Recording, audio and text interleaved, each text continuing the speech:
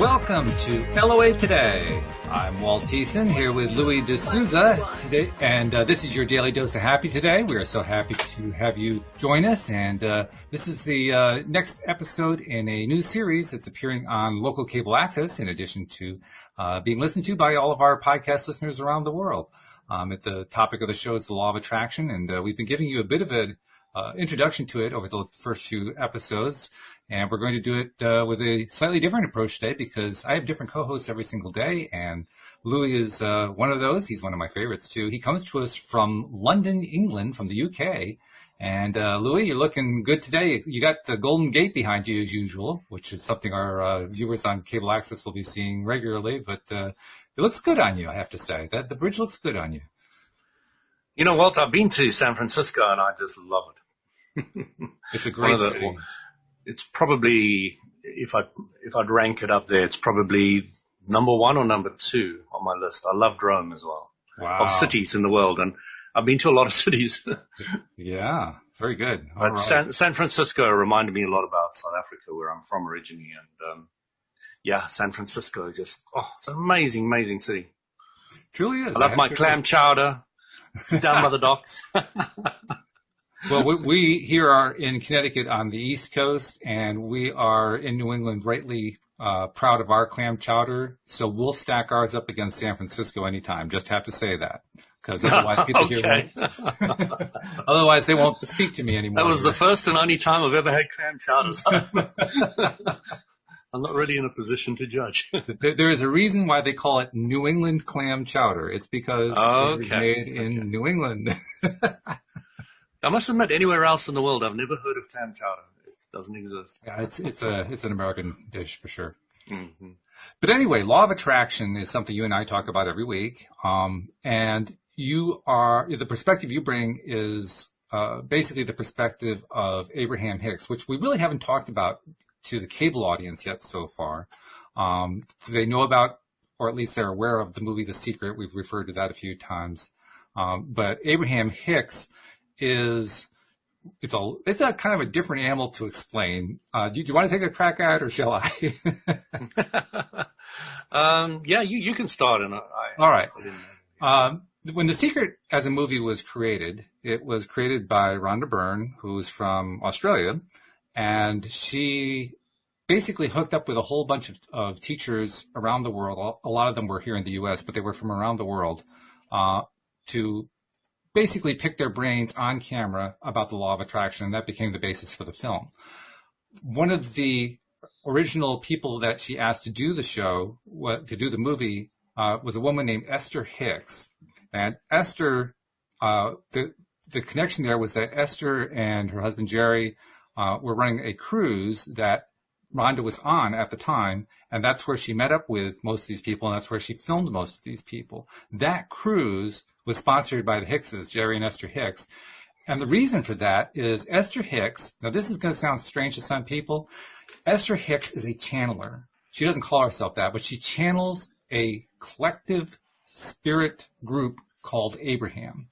And why are they called Abraham? Because that's what Esther and Jerry decided to call them. It's not like, basically this is connecting to non-physical. And that's where it sounds really, really weird. So I put that out there to kind of set the stage and also say, if that sounds too weird to you, fine, skip that part. Don't worry about that part, because that part isn't the important part. What's important is the information that comes out when Esther is playing the role of Abraham, because the information is fabulous. So if the whole thing about channeling kind of spooks you, don't worry about that too much. Just listen to the information being provided, because the information is wonderful. And Louis, you have told me many times that when you first tuned into Abraham-Hicks and what Abraham was teaching, it really was a game changer for you, wasn't it? Well, Walt, as I've put out before, I've been searching for life, the meaning of life, pretty much from a very young age, consciously from the age of 8. And I've been through many, many different groups and little teachings and studied many different books. And I don't like the word study, because it was never a study for me. It was just a passion. I enjoyed it so much. And it was about 4 years ago, I bumped into Abraham-Hicks, and I was blown away because of its simplicity and clarity. And really. I've learned over the years in looking for truth in all different areas. You can get it from anywhere. You can get it from the beggar in the street tomorrow. I can get it from Walt today. I can get it from a listener that sends in a message. And I'm now able to perceive very clearly and easily when somebody's giving me something that's of value to me. And I use the Abraham-Hicks method, so does it feel good to me? And by the way, viewers on cable access are going to probably be a little bit distracted by the fact that Louis actually uses what's known as a virtual green screen. We record this using Zoom, and Zoom has this capability of doing a virtual green screen. So that's why his hair kind of bounces around. You get that weird kind of effect. But you'll get used to it. The point will come where you'll say, oh, well, that's just Louis. You won't even think about it anymore. But at first, it looks a little bit weird. So I just thought I'd mention that. That's my special ability. Well, what are you talking about? That's right. It's your superpower. My superpower. My hair can wave. That's fabulous. But tell people why it is, though, that you liked the Abraham-Hicks teachings. What is it that you got out of that other teachers and guides and so forth that you've read over the years didn't really give you? Well, Walt, I learned from a young age that contrast is something very important with the truth of life. And let's define what that is too, what contrast is. Just about to do that.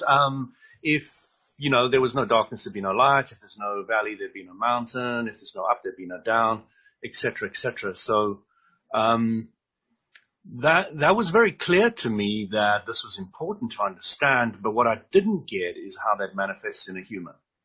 So what Abram taught me is that when you know what you don't want, you have a better idea what you do want, and that's how the contrast manifests in a human.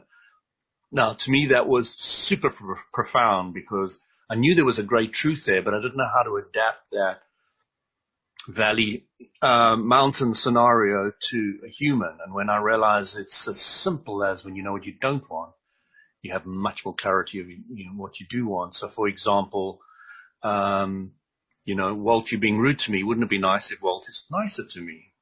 Or I'm being rude to Walt, wouldn't it be nice if I was nicer to Walt? So, that's the contrast that goes on in our lives all the time. And so that builds up a greater clarity of what you want. So when you know what you don't want. So even if you're looking for a partner, you might want a taller partner next time because the last one was short, or you may want one with bigger attributes and some with smaller. Or it depends what you want. But you get a clearer and clearer idea of what you want after a while, and so you start shaping it. And what Abram talks about so clearly is that you're creating a non-physical, and they use the word vortex, which you could really use bank, or you could use anything, collection of positive thought forms about what you want, and there's now a bank of that. And that was the next really incredible thing to me, that I hadn't thought about your thoughts or your positive thoughts or thoughts about what you want being a collective bank. So that was very important to me as well, because I started realizing that every time that I manifest something, it's coming out of the bank, or it's coming out of the negative bank, right? What I want or what I don't want, because both of them are going to be amplified by the law of attraction. So that was fascinating to me that, when you say no to something as well, you're saying yes to something you don't want. That was very, very, very, very key. So, if I'm saying no to cancer, I'm saying to the universal law of attraction, amplify the word cancer and bring more cancer into my life. So, that was another great awareness for me was, well, let's talk about that one for a second, because what you touched on there, that's probably one of the biggest ones and one of the most difficult ones to understand if you haven't been exposed to it before, because it sounds like, what did he just say? Wait a minute. That doesn't make sense. You see, what doesn't make sense to people is they're so used to using negativity to explain things.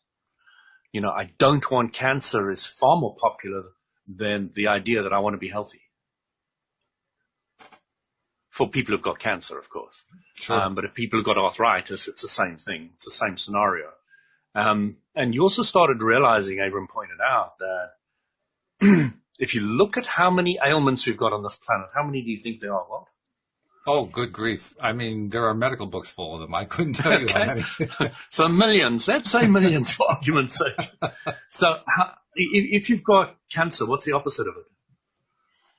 The opposite of cancer, Yeah. I would say, is health. Health or wellness, one of those two words, Yeah, yeah? So what's the opposite of arthritis? health. Okay, what's the opposite of cardiovascular disease? Well, let's mix it up and say wellness. Okay. So you see what the point is here is that man has been focusing on this plethora of negative things. And on the other side, which is really great that there's only two things, mostly two, you can come up with a few others, like happiness and for more the psychological ones, etc. But you've got just a few things to focus on to change your life. So when you're focusing on wellness, when you're focusing on health, when you're focusing on being happy, universal law of attraction is amplifying that. So it's really brilliant because you're now seeing that to get things right, it's simple.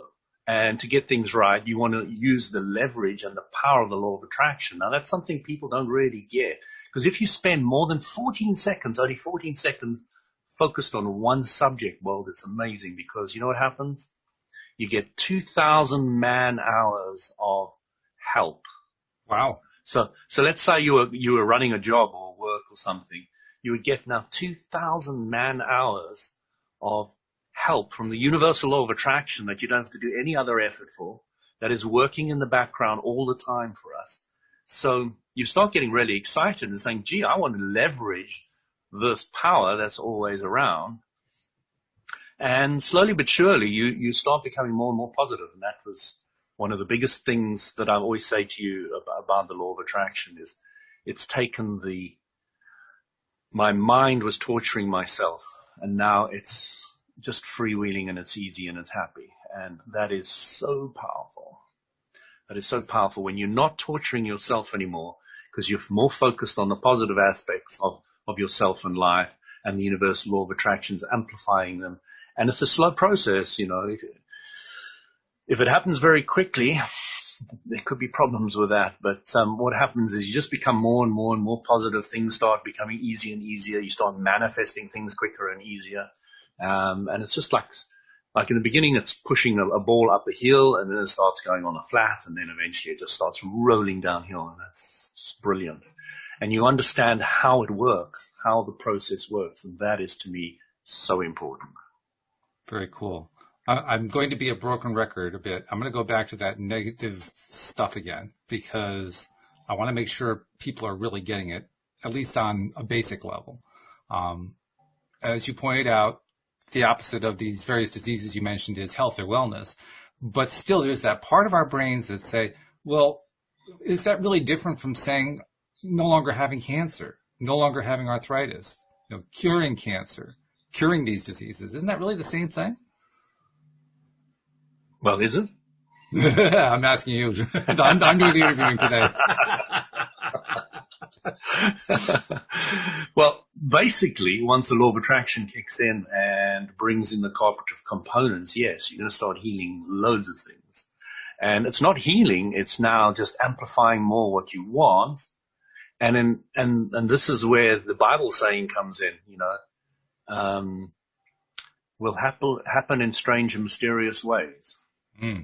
Because it won't necessarily happen that your cancer vanishes, but something else can come into your life that boosts your energy, gives you a life that you can live with the cancer easily.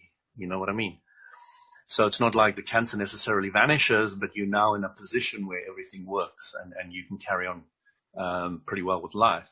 So, there's many people who have died riddled of cancer that didn't know they had any cancer whatsoever, and they died of 107 or something. So it's interesting because when you focus on what you don't want, I mean, even when you get the sentence, I like calling it the sentence, when somebody sentences you to, you've got cancer now, it's quite a sentence that they're presenting to you. And, that's the way the medical profession works. They'll give you that sentence. They'll say you've got 2 months to live or whatever it is. And you've now got that sentence. So if you don't get it, if you focus on the law of attraction, some people would like to know, but I do find almost, I'm sure people have done studies on this, that if you're told that you're going to die, it's pretty sure that you're going to start aiming for that time frame and manifesting it. And if you didn't know, you would probably live longer. I don't know how you test that, because you don't really know. It's very difficult to know what would happen in somebody if they didn't know. Yeah, it's difficult to create a double-blind study on that. You can do it is a very difficult one. there are lots of anecdotal stories that support it, but double-blind. Yeah, thousands. Yeah, but so go back to the negativity. So, I've now looked at negativity in completely a new way, Walt, and that's what I love about it. Is I don't see anything as negative anymore. I now see it as an expansion point. We got to talk about what that is too, because we're bringing in more lingo. Yeah, absolutely. So, expansion point, when you know what you don't want, which will be the negative. I don't want cancer. I don't want this. I don't want that. I don't want the other. I don't want somebody beating me. I don't want to be looked at as inferior. I don't want to be discriminated against. I don't want. That's what you know what you don't want. So when you see that as not negative, not something that is trapping you, that'll keep you there forever, but now that I know what I don't want to be in this position. I have a better idea what I do want. And that process of going from what you don't want to thinking, even just thinking about what you do want, is part of that whole expansion process. And I love that, because you start saying, oh, I'm really negative and angry today. And then you're thinking, great, that's going to expand me somewhere. Why am I negative and angry? And then you go, oh, those were the thoughts in my head. And then you start saying, oh, wow, wouldn't it be nice if I could deal with these stressful situations easier? Wouldn't it be nice? Mm. And it's a very powerful statement, that wouldn't it be nice? And it's great to use that in your life. Wouldn't it be nice if? Just use it. Just try it out in your life. When you get negative, when you get frustrated or angry, just think, wouldn't it be nice if? Wouldn't it be nice if? It's powerful, because it gives us a way to shift the way that we're thinking about whatever the thing is. If we're thinking about it in terms of, I don't like this thing that's happening, or I don't like this thing that came to me, or this thing that somebody is doing to me, that's one way of thinking about it that feels kind of heavy and kind of low. But if we change it around to, wouldn't it be nice if I was getting a different thing, or this person was treating me differently? Just by changing it like that, just by approaching it in a different direction, the whole thing feels lighter. And that feeling lighter is the better feeling thing. Yeah. It's amazing how it works. It's really, really, really powerful. And which something we'll probably get into in another episode, Walters, but it's making it easier to climb up the emotional guidance scale, which, as I say, we'll probably touch in another day. We actually touched on that with Cindy Chavez. We touched on that a couple of days ago. Right. So people do have some experience with it now. That's great, because the emotional guidance scale is so important, because wouldn't it be nice if it gives you space to move from wherever you are a little bit higher up the vibrational scale to get into that slightly more positive place. And just to give the scale to people, for example, you go from, say, depression to revenge. Now, revenge is a higher vibration than depression. Which sounds strange. It does, doesn't it? It does. But it's true. It does. But doesn't it feel better if you get revengeful, after you're depressed and everything's like, We're not saying you should do it on revenge. We're not talking about acting on it. And then when you get that feeling of, I hate them, they're the ones to blame. And then that feels better than depression. And it is the way it is. And you start realizing it when you start playing it out, or even experiencing it yourself in your own life. But that's the way it is. And if you go from revenge to rage, it's going higher up the scale, because revenge is a little more schemy and slimy and dirty and all the rest of it. Rage is actually quite a clean, negative energy. It really is quite just getting angry and rageful. And then the next one is anger to frustration to I don't care. So interestingly enough, I don't care is quite high up the scale. It's in between the positive and the negative. A lot of people would say, oh, I don't care. Is that high up? Is that You really an should emotion? care. A lot of people think, Yeah. how could that be an emotion? Wait a minute. I don't care. That's not an emotion, is it? And I found myself a lot in my life before I knew anything about Abraham-Hicks in that I don't care place. And you do get a lot of relief and release from it, and you don't carry the whole world on your shoulders with that I don't care thing. It's very powerful. And then you go to your first positive one, which is hope. Just hope. Wouldn't it be nice if, I could actually achieve that dream? Wouldn't it be nice? And there's a little side point I want to make about hope, something that people forget about, or maybe not even know about. Sometimes people talk about false hopes or having their hopes dashed. And the key thing to understand is there's really no such thing as a false hope. Hope is never false. Just because it doesn't actually turn out the way you want it to doesn't mean it was false. It just meant it was false. It was just hopeful. So just wanted to mention that. Yeah, no, it's absolutely the way I see it too. And then you go from hope to expectation, and you're like expecting it to happen now. And there's a huge vibrational gap between hope and expectation. It is a big leap forward, so it's not to be underestimated. Actually, all of the ones that I've mentioned is quite a big leap from the other one. Yeah. And once you realize the scale, you're not aiming to go from depression to happy because the gap between the two is just too big. And you're not going to be able to achieve that particularly easily. At least not in one step.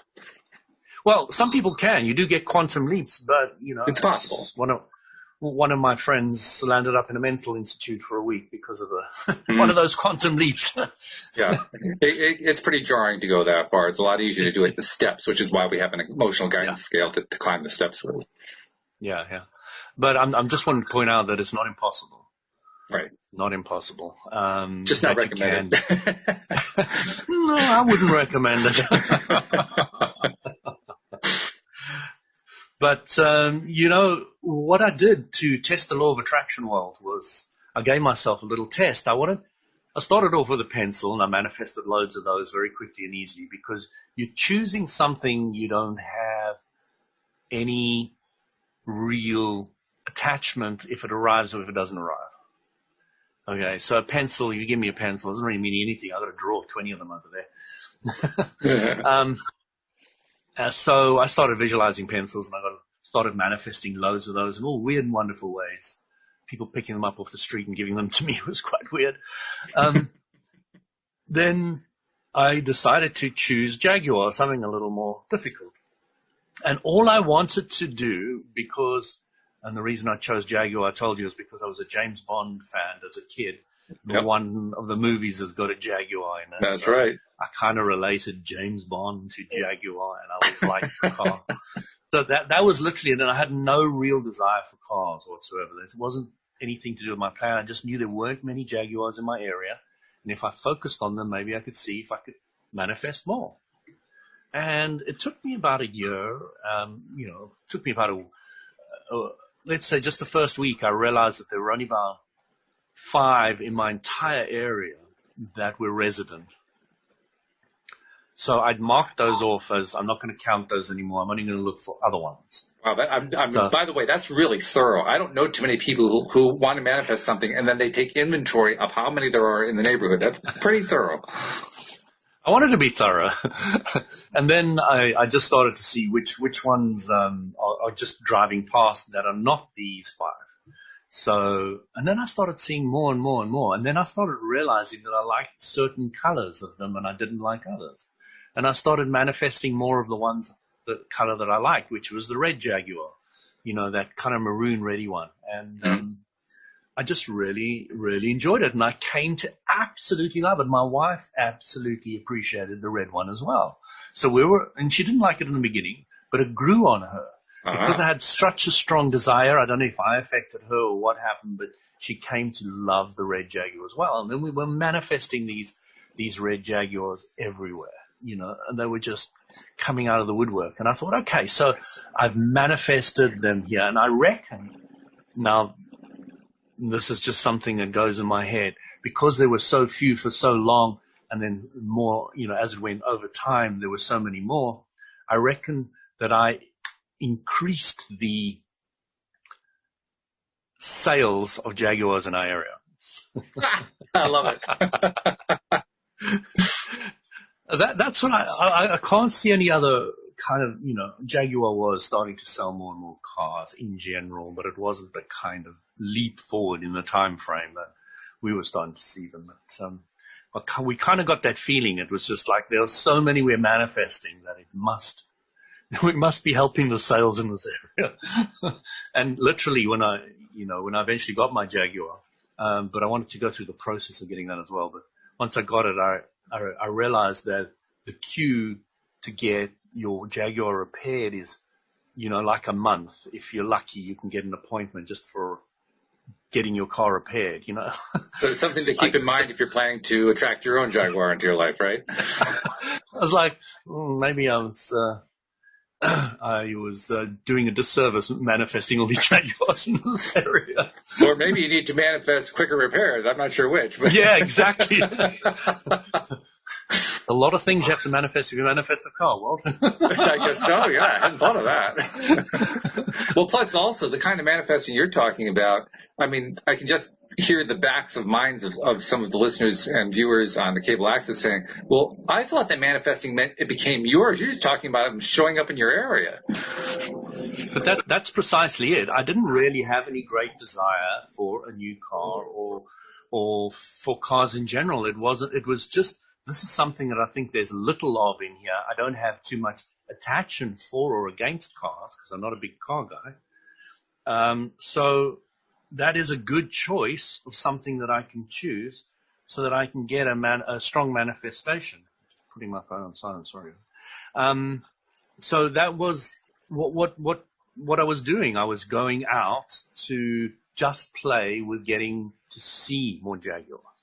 Then I fell in love with the red Jaguar. And I said, now I'm going to start focusing myself driving it. So it was really a surprise to me that manifesting Jaguars, I started loving Jaguars and I started loving the red one, which was a complete surprise to me because I'm not a car guy. Not in any stretch of the imagination. So eventually, the thing I wanted to point out to the listeners is the time frame it took me to focus on seeing Jaguars took about 1.5 to 2 years. So it wasn't a short time frame. I was just focused on a daily basis of, oh, there's another Jaguar. Jaguar behind it. Jaguar next to it. Oh, there's a red one. Oh. We're at the supermarket and we can park right between two Jaguars. This happened so often. It was unbelievable. It was just again and again and again. So I said, I really like the Jaguar. Let me manifest it. So I had a Honda and I was thinking, let's go for a Jaguar. And my wife and I said, yeah, let's visualize it. Let's do it. So I was focused on it. She was focused on it, and not necessarily took a short period of time. So I had to get into the vibration of not seeing them anymore, but driving them. And it is a different vibration. Let's talk about the word vibration. We've kind of hinted on it before to the cable audience, but we haven't really gone into great detail. Let's talk about what vibration really is. A very important word. Yes, it is. You can't understand LOA without it. First of all, everything vibrates. Everything in the physical universe vibrates. Fact. A diamond vibrates very low frequency. A rock, a lot higher. Grass, much higher. A human varies. I've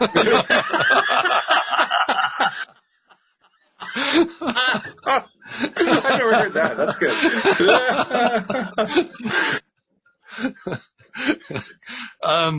Yeah, we won't go any further than that. Yeah, we'll leave that one alone. So, life's light at a frequency. Now, this is the interesting thing about vibration, Walt, is thoughts are a vibration. Mm. Emotions are a vibration. Mm-hmm. So the reason why this word comes out is because it is one word for everything physical. And vibrating at different frequency. So that's what you need to understand about the word vibration. It's everything vibrates, and everything vibrates at a different frequency, including thought and vibration. So now you're covering pretty much everything. And by frequency, what we mean is how quickly does it vibrate? Does it vibrate woo, woo, woo, woo, woo, or does it go? I mean, it could be different speeds. Yeah. And science can measure a lot of it, but of course, the EMF, the electromagnetics, the EMS spectrum is massive, and we're only using a tiny fraction of it. And, we've got a long way to go. So what happens is your body is a vibrational interpreting machine. So imagine it's like a radio, Walt, and you can tune to different stations. So you can choose to go to the BBC in London, where I am, or you can choose to tune it into the American news station, although I'm not big on news, as you know. I really enjoy my ignorance in that area. Well done, I must say. Well done. So your physical body is a vibrational interpreting machine. You start understanding that with the eye sees a certain level of the electromagnetic spectrum. Your ears hear a little different level. Your hands feel a different level. Your nose smells a completely different level. So you've got this entire spectrum, and your body's picking up all these different vibrations on different levels. And I think it becomes important about that is as you become more spiritually aware and more tuned into a higher vibration, you start having some weird and wonderful experiences which a lot of people don't understand and can't explain. But it's just you tuning in your vibration to a different level. And, even people that you can take Coolian photography and you can take a photograph of the aura, or you can sit behind a screen these days, and because the screen shifts the frequency that you can see, people can just look through the screen and see auras. Mm. So you're now using technology to shift that vibrational difference so you can perceive different things. But some people can just sit there and change the vibration that they're vibrating at and start seeing and perceiving things in different realities. It's all your reality, but you're tuning into different stations within your reality. And it seems like you're tuning into different realities. This is the part that a lot of people feel is kind of woo-woo. It's like, wait a minute, what are they talking about here? Tuning into stuff? Wait a minute, I don't get this. What are we talking about? Yeah, well, if you see an accident of a mother and child getting run over by a car, and 7 people are watching this, everyone will have a completely different story, won't they? Well, yeah.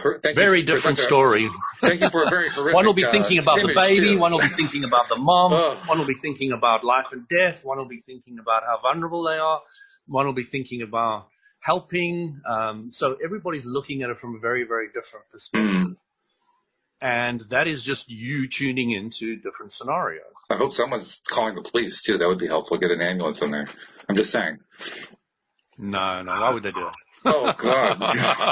Well, I mean, you brought in such a... I just had to say, we're really hoping that person, that imaginary person we just thought of actually is getting some medical help. But the point is everybody perceives things differently, and that is your ability to tune in to the same scenario, but at a different angle and different level and a different perception. And that is what you're doing all the time. I'm just breaking it down to mostly your eyes and your mind, which are interpreting it. But you could do that with feeling, with smelling, with anything. It's the same scenario. You're tuning in to what you want to. And, you can start tuning into, if you listen to some of the other podcasts that you and I have done, Walt, you hear that I've experienced quite a few woo-woo things.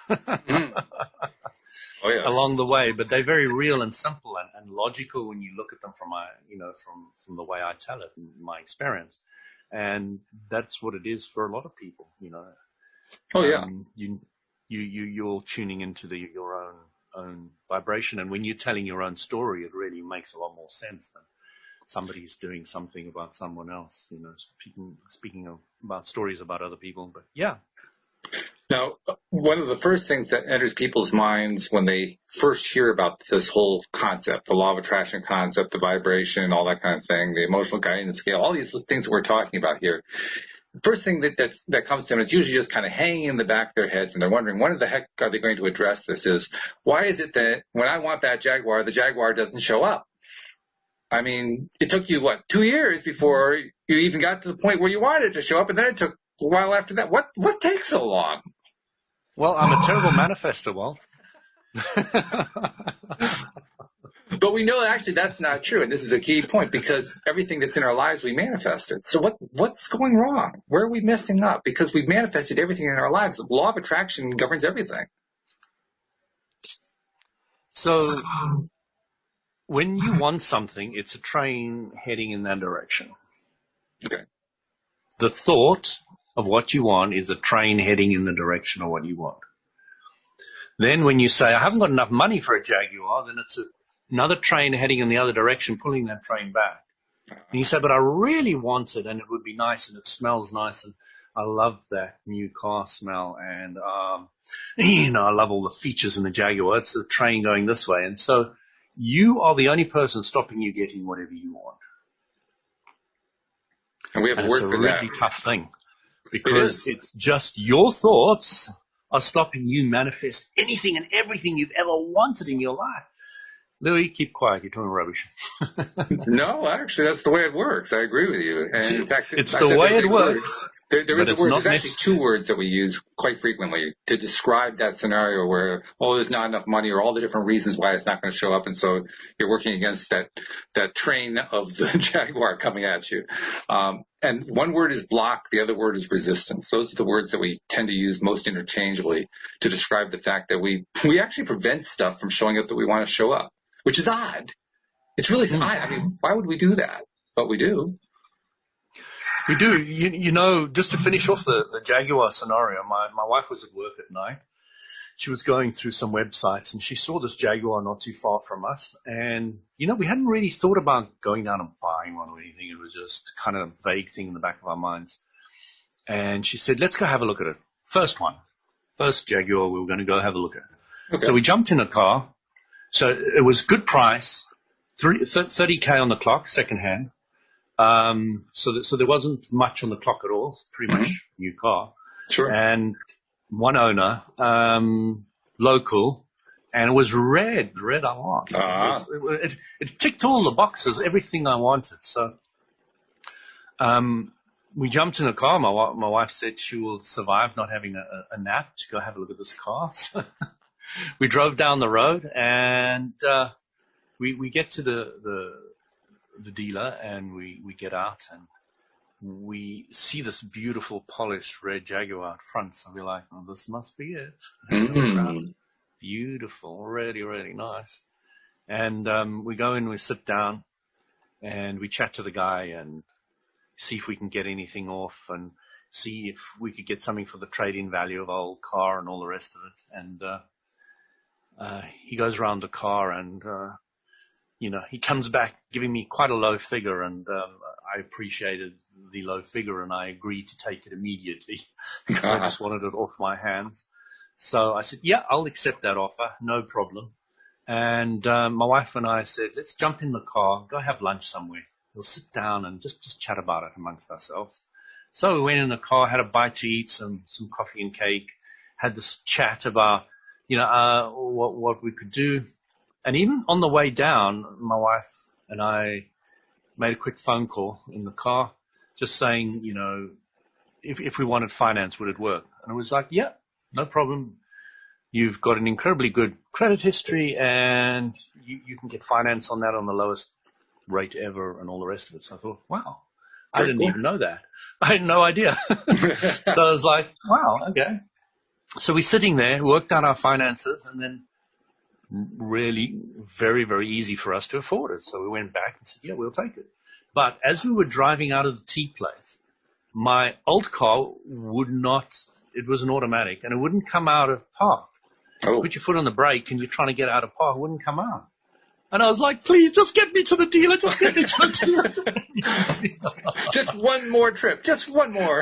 And it has never given that problem ever before. ever in my entire life that I've had that car, which is probably about 10 years or so, it had never, ever given me that issue at all. It actually given me very little issues at all in any stage. So it was really a surprise. And I was thinking, now I'm like so focused on the new car that I think this one is terrible. And now that is a vibrational thing that I'm now affecting this car. So both my wife and I looked at each other and I said, let's just think about how much we've loved this car and how much we've respected it for what it's done for us so far, all the rest of it. And we just sat there and we visualized, what the car's done for us and how long we had it. And then I said, let's try it again. Put my foot on the brake, came out of park. It was like, oh, drove it down to the dealer and said, the car's yours. We're taking the new one. Wow. Be careful about taking it out of park, though. As we were going through the finance thing, I was sitting there playing a game on my phone. And the guy was saying to me, what are you doing? Oh, I said, just playing a game. He says, what? Show me. So I turned the phone around and he says, this is a non-entity to you. You don't really mind at all, is it? I said, no, I know that car's mine. I knew it was mine the instant I saw it. I said, there was no doubt in my mind. There's nothing in the universe that would stop me getting that car. And he's like, huh? But it's that kind of solid, absolute knowledge that you can get in certain circumstances that I had. And I was just sitting there and I knew that car was mine. I didn't have to do a thing for it. The universal law of attraction had enough vibration, enough thought, enough time spent, years of it, that there was nothing in the world that would stop me getting that car. Got in the car, drove home, and there's still a vibrational issue. So started finding out that the last guy smoked, so there was a bit of a smoke smell, and I had to change the air filters and things like that. And then the whole car died on me. Oh, dear.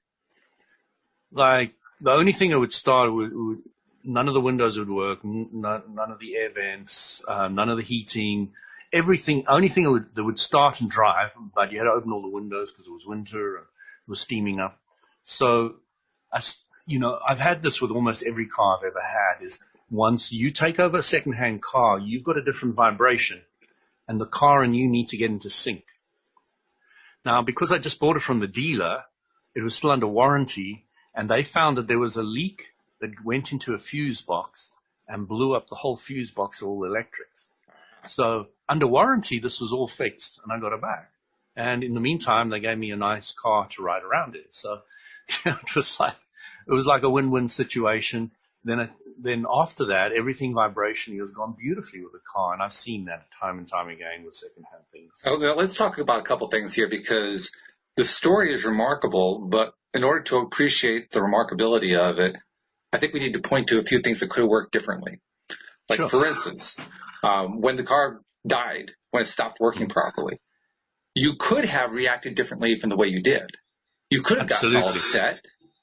You could have. I could have said, how am I going to get it to the dealer? Oh, this is terrible. I will never get the car. And I could have cried and, gone all focusing on what I didn't want on it. Yes. But because of LOA, because I understood the process, because I understood the dynamics of it, I was able to immediately, with my wife, sit there and say, let's do this. Let's focus on how much we appreciate this car. Appreciation just pouring out of us.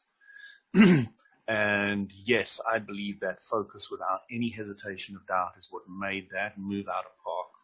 I've got no doubt. There's nothing in my mind that would say otherwise. If I went down the other route, you could, as you accurately pointed out, I'm pretty sure it wouldn't.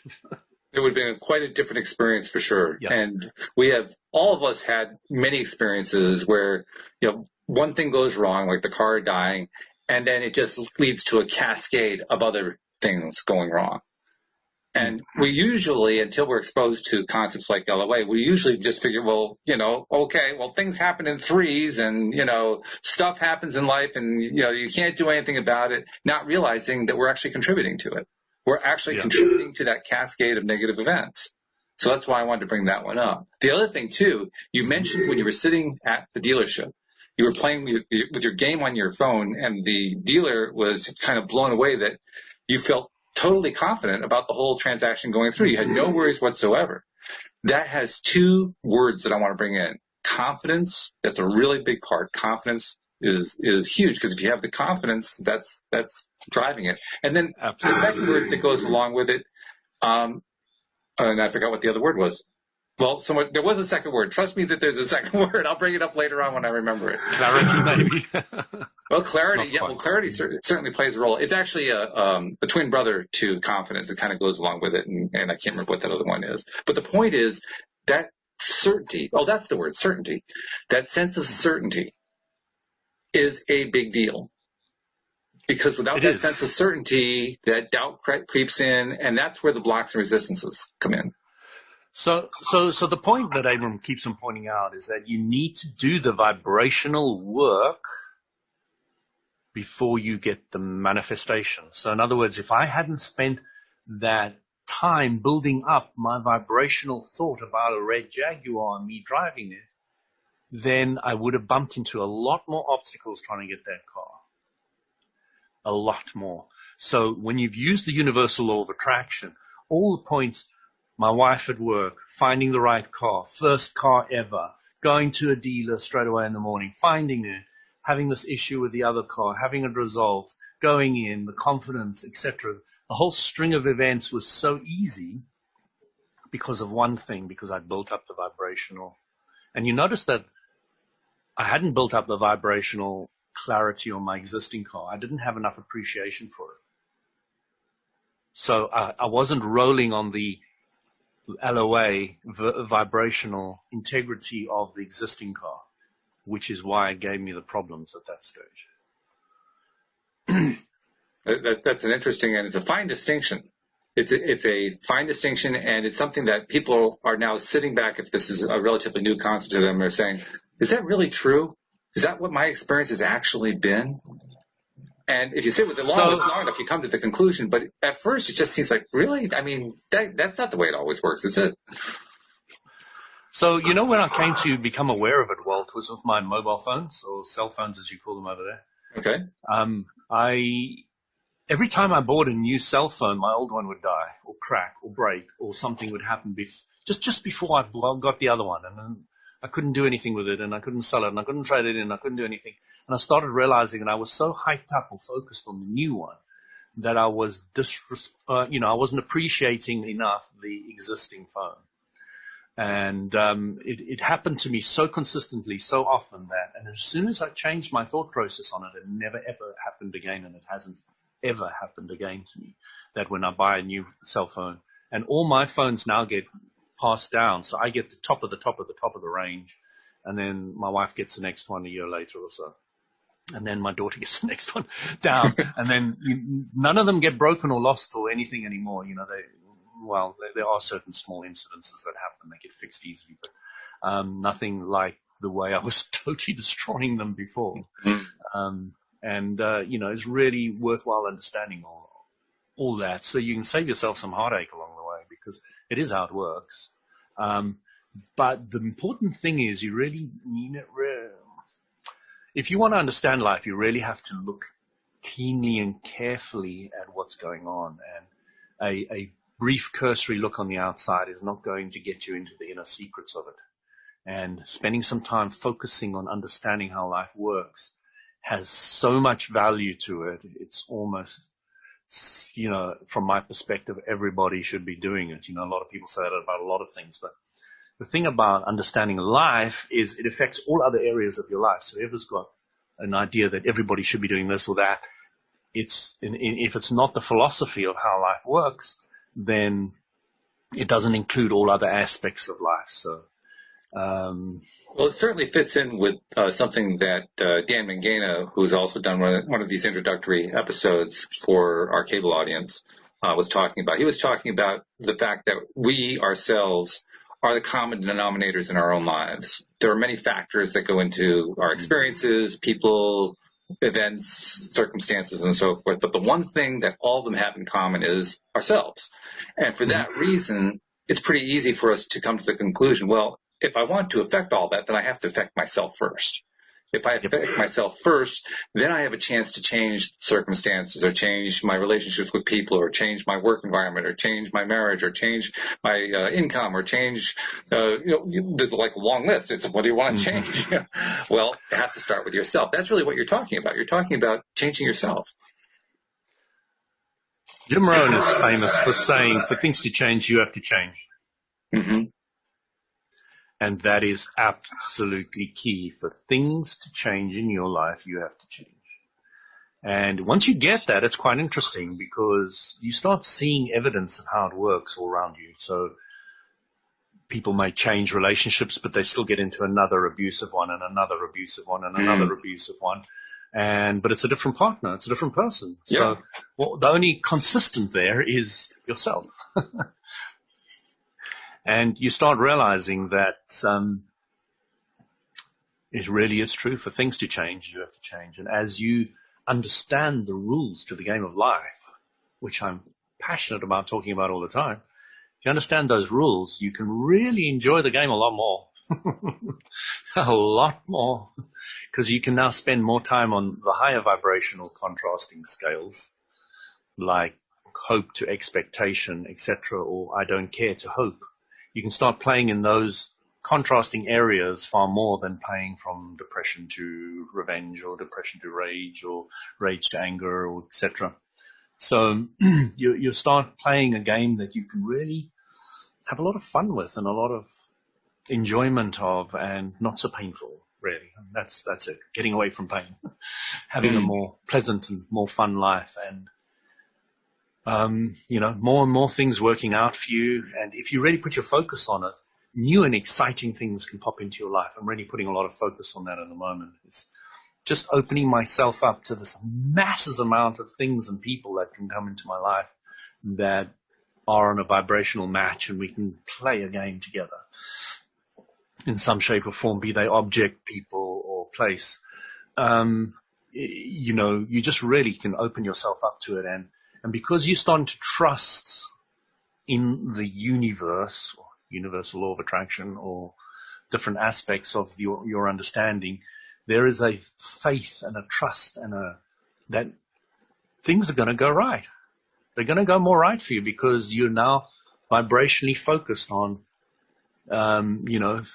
things are, if not that, something better, which is one of my other favorite sayings.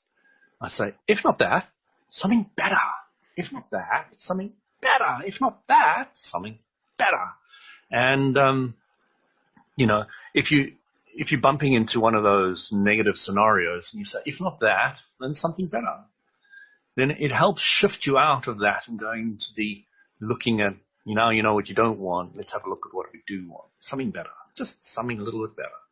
Let's go for that. And then you can start moving up and changing your life. And really, LOA's changed my life massively, absolutely hugely. And my appreciation and respect for the understanding of the rules to the game is huge. It's huge. Which is one of the great things about the way Abraham-Hicks teaches the stuff because we're basically talking here in terms of the way they teach it. We're using a lot of the terminologies that they use, a lot of the concepts that they use. Isn't it interesting, though? We started off, like, for instance, you started off telling the story about how you attracted jaguars into your life, and then one particular jaguar that you wanted to buy. And that's the way we usually think about law of attraction. We usually think about it in terms of objects. But as your story is so beautifully illustrated, and is, in fact, the various tangents we've gone on here have illustrated, most of what we attract are experiences. Mm-hmm. It isn't so much about the objects, is it? It's more about the life experiences. The objects are nothing. I want the bigger jag now. Objects come and go.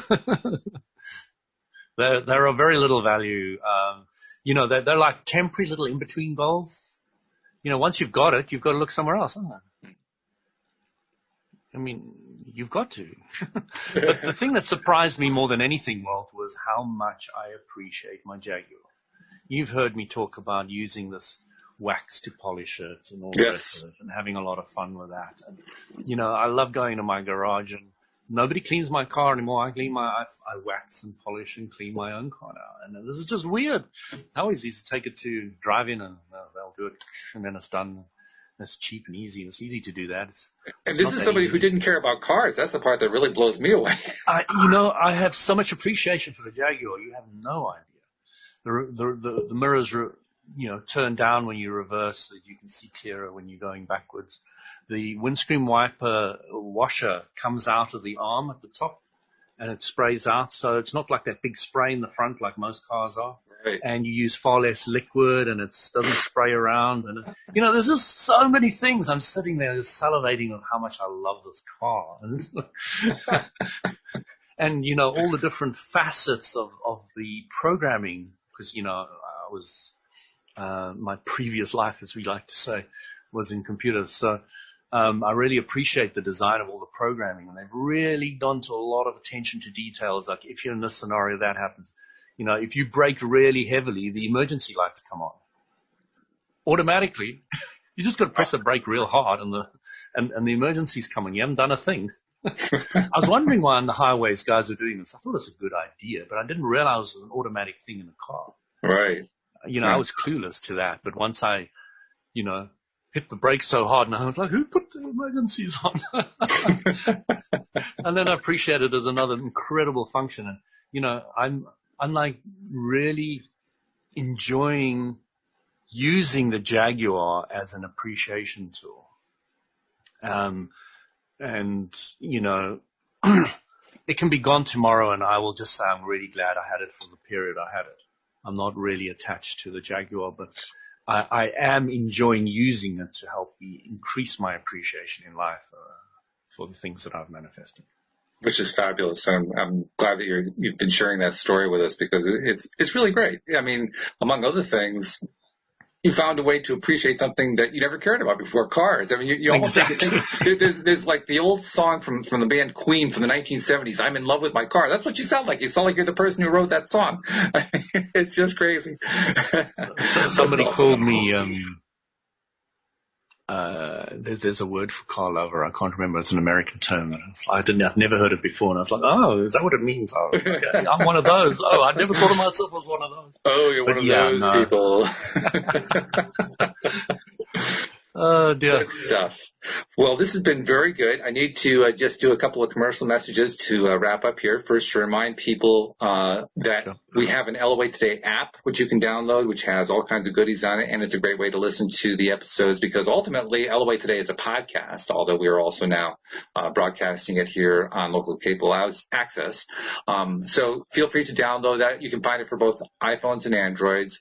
Also, want to let people know who are listening to the cable access, this show is scheduled currently to be on at 4 p.m. and 8:30 p.m. Monday through Friday. So if you're watching the earlier edition and you missed part of it, you can catch it again on the replay later on in the evening. So feel free to jump in that way. And take advantage of the fact that the app that I was telling you about, under the goodies section, as we like to call it, has a little form where you can send in questions. So if you have a question for Louis or for me or for any of the other co-hosts of the show that you want to have answered on a future show, take advantage and fill that form out. And guess what? We will address your question on an upcoming episode. So, Absolutely. Welcome. Oh, it's a lot of fun. We love it when we get listeners. By the way, we did have some people. We also live stream this as we're recording it to our YouTube channel. And Josie had shared a couple of things back when we were talking about wouldn't it be nice exercise. She said, wouldn't it be nice if the public did a wouldn't it be nice exercise? So she was right on track with you on that. But yeah, you can also tune into us on YouTube. It's another way to watch us. But whatever you do, subscribe, listen to us on cable access. Just keep tuning in, and we'll keep sharing with you. So, Louis, it's been wonderful. I look forward to talking to you every week, and sometimes we even get your daughter Isabel dropping in. By the way, that's fascinating. Having is she 11 or 12 now? 12. I can't remember. She's 12 now. Yeah. So having a 12-year-old share her perspective on law of attraction. We did a show on that one time. That was fun. But say hello to your daughter for us, and thank you for joining us as you usually do, even though this is relatively late in the evening for you, but you're willing to connect while we're doing the show. So thank you very much. Appreciate that. Thank you all. Thank you, listeners. Take care. Absolutely. Thank you to all the cable listeners who are joining in saying, this is looking like a pretty good show. I'll have to watch this one. But thank you especially to our podcast listeners, because without you, we wouldn't have a podcast. We'll see you all next time here on LOA Today. Goodbye, everybody. Take care, everyone.